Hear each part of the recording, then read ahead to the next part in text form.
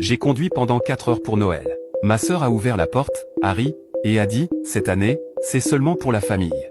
Je me suis retourné sans dire un mot. 10 minutes plus tard, son mari m'a envoyé un message par erreur. Pourquoi ce loser est-il venu? Sérieux? J'ai souri, me suis assis, et j'ai annulé chaque paiement que je couvrais avant l'aube du 25.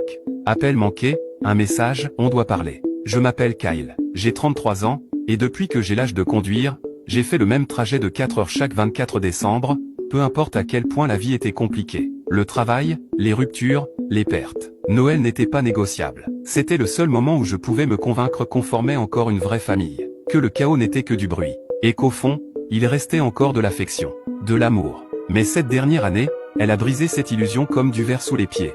Ça a commencé comme toujours, trop de préparatifs, trop peu de repos. Je suis resté éveillé jusqu'à 2 heures du matin pour emballer les cadeaux que j'avais choisis avec soin pour chaque enfant, tante, cousin. Et oui, pour ma sœur Laura aussi. Toujours des jouets lumineux, des cartes cadeaux dans des enveloppes faites main, des petits détails dont je me souvenais, des choses que les gens mentionnaient en juillet et que personne d'autre ne retenait. Pas parce que j'attendais un merci, mais parce que je croyais que si je restais présent, si je continuais à faire des efforts, quelqu'un finirait par me voir. La route était longue et glissante, de celle où tu gardes les 2 mains crispées sur le volant. Je suis arrivé chez ma sœur à 15h42, juste à temps pour le dîner. Les lumières étaient allumées, le garage plein. On entendait des rires depuis l'extérieur. Pendant une seconde, j'ai souri. Ça sonnait comme de la joie. Je me suis dit que cette pression dans ma poitrine, c'était juste le stress. Je suis sorti, j'ai ajusté ma veste et j'ai frappé à la porte. Laura a ouvert. Je n'oublierai jamais son expression. Ce n'était ni de la surprise, ni de la joie. C'était de la moquerie, déguisée en rire, plus tranchant que n'importe quelle insulte. « Tu es vraiment venu ?» dit-elle en penchant la tête comme si j'étais un chien errant au mauvais endroit. J'ai cligné des yeux. « Bien sûr que je suis venu. Je t'ai envoyé un message la semaine dernière. Tu m'as dit que... » Elle m'a interrompu en souriant, comme si elle achevait une blague dont je ne comprenais pas la chute. Puis elle a entrebâillé la porte, s'est penchée un peu et a ajouté « Prends ça comme un indice, Kyle. » Et elle a fermé la porte. Juste comme ça. Pas de « Joyeux Noël », pas d'excuses. Juste moi, les bras pleins de cadeaux, debout sur un porche gelé, pendant que les sons de la fête s'étouffaient derrière ces murs épais. Je n'ai pas frappé à nouveau. Je n'ai pas crié.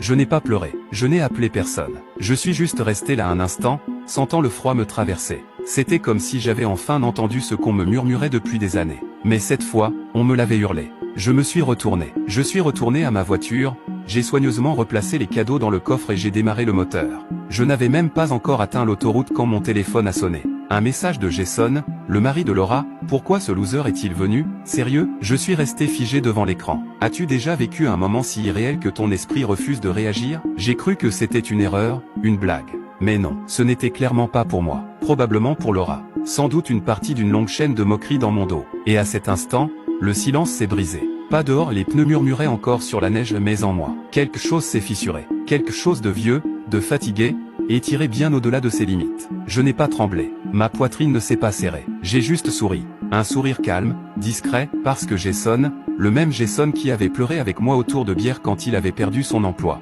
Il semblait avoir oublié qui avait discrètement payé leur facture d'électricité ces 8 derniers mois. Laura avait oublié que c'était moi qui avais signé comme garant pour qu'ils puissent refinancer leur maison à un meilleur taux. Et tous les deux pensaient que j'allais continuer éternellement. Sans limite. Sans dignité. Ils se trompaient. Je me suis arrêté à une station-service, garé, puis j'ai sorti mon ordinateur portable. Je n'ai pas eu besoin d'y penser 2 fois. Une à une, j'ai ouvert chaque facture électricité, internet, même leur abonnement Spotify familial que je payais. J'ai supprimé mes méthodes de paiement, annulé les débits automatiques. Même leur accès à mon compte Amazon Prime a sauté. Ensuite, je suis allé sur le site du prêt. J'ai lancé la procédure légale pour me retirer comme co-signataire. Ce ne serait pas simple, mais une vague avait été déclenchée. Et elle n'allait pas s'arrêter. Quand je suis arrivé chez moi, j'avais 14 appels manqués. Je n'ai pas répondu. J'ai pris une longue douche, j'ai réchauffé des restes de nourriture chinoise, et pour la première fois depuis des années, j'ai regardé un film la veille de Noël sans avoir à forcer un rire ou à sourire en serrant les dents. Je me sentais vide,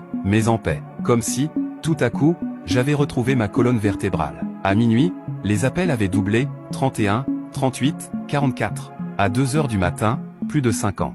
À 3 heures, un message est arrivé. De Laura. 3 mots, il faut qu'on parle. Mais je ne l'ai pas ouvert. Pas encore. Parce que, pour la première fois, je ne courais pas réparer ce qu'ils avaient cassé. Non, j'étais en train de protéger la seule personne qu'ils avaient toujours considérée comme acquise, moi. Au lieu de ça, je me suis assis au bord du lit, téléphone à la main, repensant à chaque moment silencieux au fil des ans. Quand je laissais passer les remarques quand je prenais leur pic pour des blagues, quand je me blâmais d'être trop sensible. Ils avaient peut-être raison sur une chose, ils n'avaient pas besoin de moi. Mais j'allais leur montrer à quel point ils m'avaient tenu pour acquis. Et le mieux, ils n'avaient aucune idée à quel point mon soutien allait loin. Combien de choses encore je gérais dans l'ombre. J'ai finalement ouvert le message, il faut qu'on parle. Pas d'excuses, pas d'explications, juste une exigence. Comme si je leur devais mon temps, mon attention, mon accès. Je n'ai pas répondu, pas par rancune, mais parce que, sincèrement, je ne savais pas quoi dire sans que ça sorte en cri. J'avais besoin d'espace, de distance. Mais même alors que je posais le téléphone et fermais les yeux,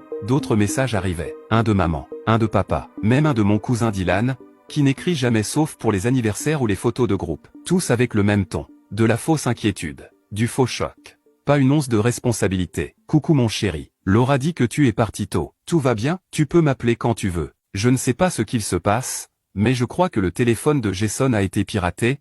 Kyle. Appelle-la juste. C'est Noël. Ça n'a jamais été à propos de moi. Jamais à propos de ce que je ressentais. Seulement à propos de paraître. De combler les trous. De prétendre que tout allait bien. C'était mon rôle depuis mes 16 ans. Le médiateur. Celui qui arrange tout. Celui qui comprend. Pourquoi? Pourquoi les autres avaient-ils le droit d'être cruels? À 6 heures du matin, le premier vrai message vocal est arrivé. Jason, encore, écoute, ce message n'était pas pour toi, c'était une blague, ok? Juste entre Laura et moi. Tu sais qu'on t'aime. Allez. Et je ne sais pas ce qu'il s'est passé avec les paiements, mais la compagnie de gaz dit qu'il n'y a pas eu de virement automatique, et la mère de Laura est là, et les enfants ont froid. Frérot, s'il te plaît, tu peux m'appeler?